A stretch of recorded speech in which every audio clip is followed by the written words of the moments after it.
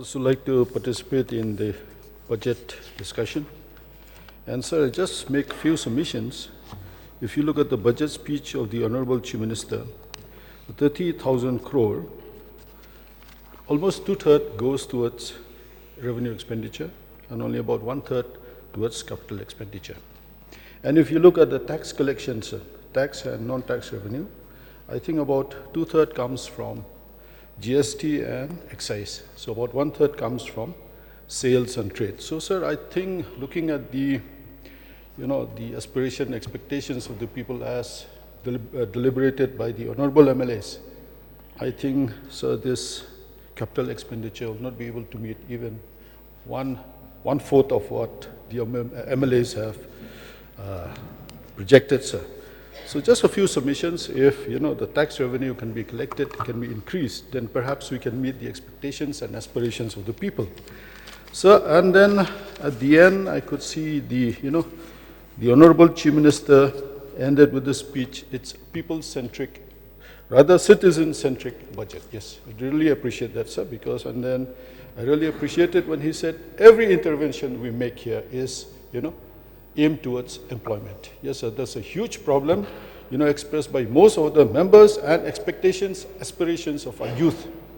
Sir, as the Chief Minister himself has projected, 80,000 youth comes into the, market, rather the employment market every year. So, sir, there's a huge challenge for the state government, huge challenge for us. And then, of course, sir, we are here as a constructive opposition. Yes, we are here. Of course, some of the things that was said may not be too palatable, but then we are here to ensure that we meet the expectations and aspirations of the people.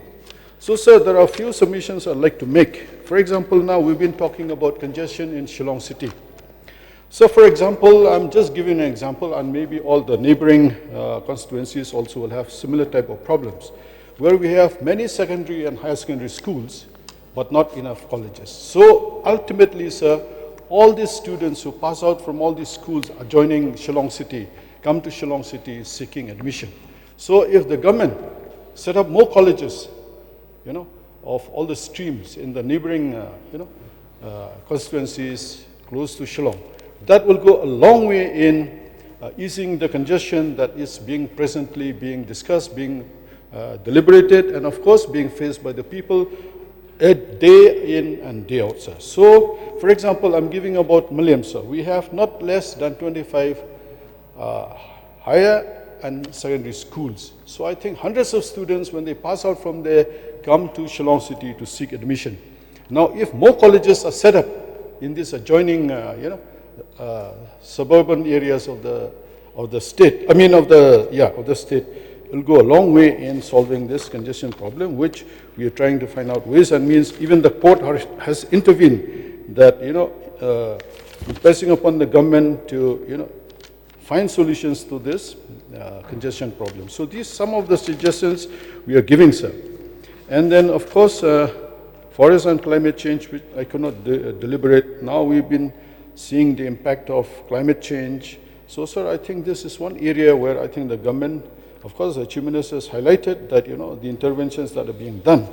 So otherwise, because it's impacting agriculture, and then we'll have a social problem, social uprising, because now, for example, in Mylliem, a lot of people suffered huge loss because of the climate change and the unpredictable rain pattern, where it has affected the crop cultivation, and most of the people depending on agriculture for their livelihood have really suffered immensely during this last few years, that because of the climate change. So this is one area, sir, I think I would like to impress upon the government, especially the Chief Minister, to give due importance to all this.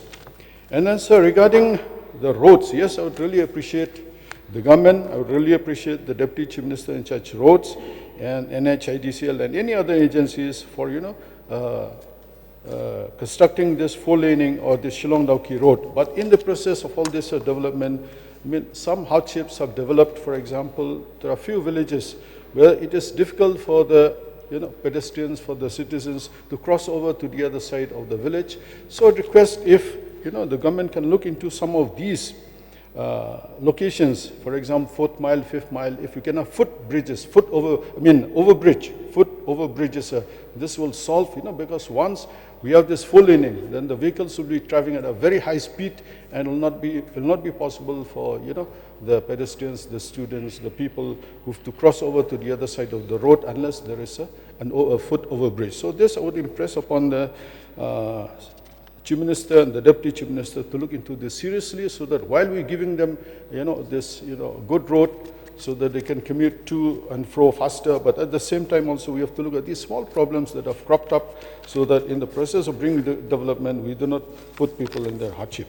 So, STEM buses, yes, as deliberated by the Honourable Member from Nong Thamai, has solved a long way in easing the congestion. I would request the Chief Minister if, few STEM buses can be also given to the people of Upper Shillong and Mylliem, and this will also not only ease the congestion, ease the financial problem, financial hardship that the parents have to face while trying to ensure that the children reach their place of study. So, veterinary hospital, yes, the Chief Minister, I've seen in the... How much time you will require? Just few points, sir. Allow us, we are from the opposition, so if we cannot air our grievances, what do we have? You had given your name. Then we'll have to go to the road and stretch hunger strike, so that is all we can do. So we don't want to do that.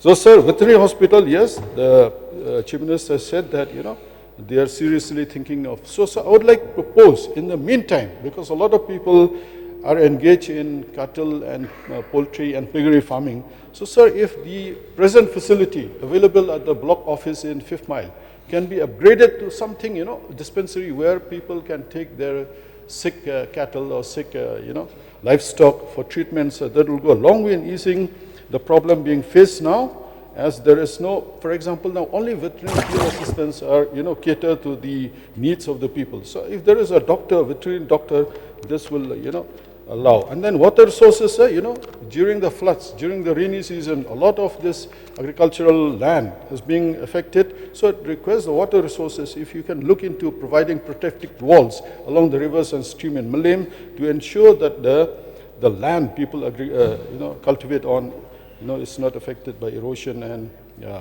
this floods. So there's still very, so sir, another point I would like to highlight here is, while constructing the roads, this Shillong Dauki road, this farmlands on both sides of the road have been affected by silting and deposition. They have deposited the spoils from the road. So most of this land on both sides of the road cannot be cultivated anymore. So if this can be looked onto, so sir, will not affect the, livelihood of the people.